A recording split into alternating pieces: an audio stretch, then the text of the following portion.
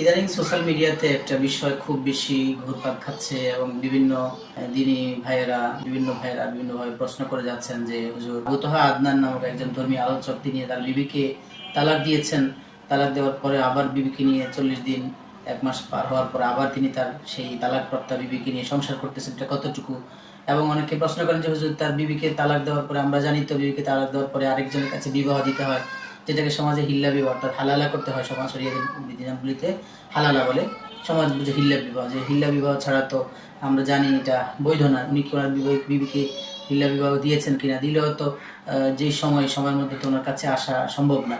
তাহলে কিভাবে তিনি তার বিবিকে নিয়ে সংসার করেন আবার নতুন করে? আসলে এটার উত্তর হলো, আবু আদনান নামক যে ধর্মীয় আলোচক জনাব, তিনি তার বিবিকে যে তালাক দিয়েছেন, এটা আসলে আমরা ওনার বিভিন্ন পত্রপত্রিকার মাধ্যমে বা বিভিন্ন ফেসবুক স্ট্যাটাস ইত্যাদির মাধ্যমে যেটা আমরা বুঝতে পেরেছি, তিনি তার বিবিকে তালাকে মোগাল্লাজা যেটা দেননি। তালাকে মোগাল্লাজার পরে তখন বিবি তালাকপ্রাপ্ত বিবি তার জন্য হারাম হয়ে যায় এবং সেই বিবি ইদ্যত পালন করার পর নতুন আরেকজনের কাছে বিবাহ বসতে হয়, তারপর আবার ইদ্যত পালন করতে হয়, তারপরে হালাল হয়ে তার কাছে আসতে পারে। এইটার জন্য যদি তালাকে মোগাল্লাজা হয় তাহলে গিয়ে হিল্লা বিবাহ প্রয়োজন হয়। কিন্তু আমরা যেটা জানতে পেরেছি, আবু মোহাম্মদ আদনান তিনি তার বিবিকে তালাকে মোগাল্লাজা দেননি, বরং তিনি তার বিবিকে, যেটাকে তালাকে খোলা বলা হয়, খোলা তালাক, তিনি তার বিবির সাথে খোলা তালাকের আচরণ করেছেন, খোলা তালাক দিয়েছেন। খোলা তালাক বলতে শরীয়ত এটাকে বুঝে, অর্থাৎ বিবি যদি চায় স্বামী থেকে সরে যেতে, স্বামীর সাথে সংসার না করতে চায়, তখন শরীয়ত তাকে কিছুটা সুযোগ দিয়ে রেখেছেন, যেটা কোরআন পাকের মধ্যে আল্লাহ বলেছেন, ফালা জুনাহা আলাইহিমা ফিমা ইফতাদাত বি, যে স্ত্রী তার নিজেকে মুক্ত করবার জন্য, তার স্বামী থেকে ছুটিয়ে নেওয়ার জন্য যদি স্বামীকে কিছু মুক্তিপণ দেয়, স্বামীর কাছে কিছু টাকা পয়সা দিয়ে স্বামী থেকে নিজেকে ছুটাইতে চায়, তাহলে এটা গ্রহণ করার মধ্যে, তাদের দুজনের দেওয়া নেওয়ার মধ্যে কোনো সমস্যা নেই। তা আমরা যেটা বুঝতে পেরেছি, আবু মোহাম্মদ আদনান তিনি তার স্ত্রীকে খোলা তালাক দিয়েছেন।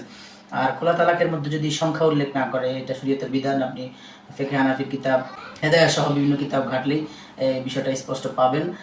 তালাকে খোলায়ের মধ্যে যদি সংখ্যা উল্লেখ না করা হয় 2 3, তাহলে যদি শুধু খোলা তালাক উল্লেখ করা হয় তাহলে সেখানে এক তালাকে বায়েন হয়।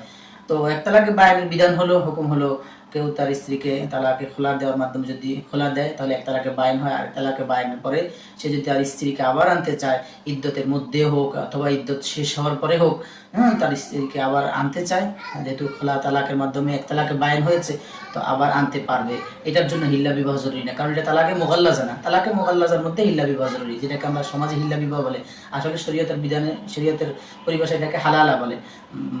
তো উনি যেহেতু ওনার বিবিকে খোলা তালাক দিয়েছেন, এই জন্য এক তালাকে বায়েন হয়েছে, যদি তিনি অন্য কোনো 2 3 সংখ্যা উল্লেখ না করে থাকেন। তাহলে এক তালাকে বায়েনের বিধান হলো, তিনি তার স্ত্রীকে সময়ের ইদ্যতের মধ্যে এবং ইদ্যতের পরেও আবার ফিরিয়ে আনতে পারবেন।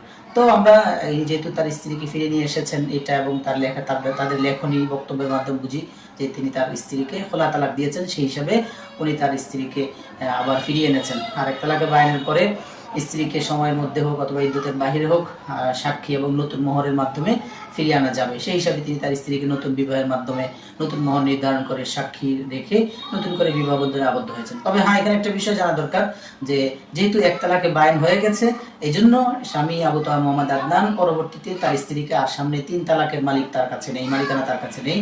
সে এখন তার স্ত্রীকে সর্বোচ্চ 2 তালাকের মালিকানা তার কাছে আছে। সামনে যদি কখনো তাদের মাধ্যমে বিচ্ছিন্ন ঘটে, 2টা তালাক হয়ে গেলেই অটোমেটিক তার বিবি তার জন্য হারাম হয়ে যাবে।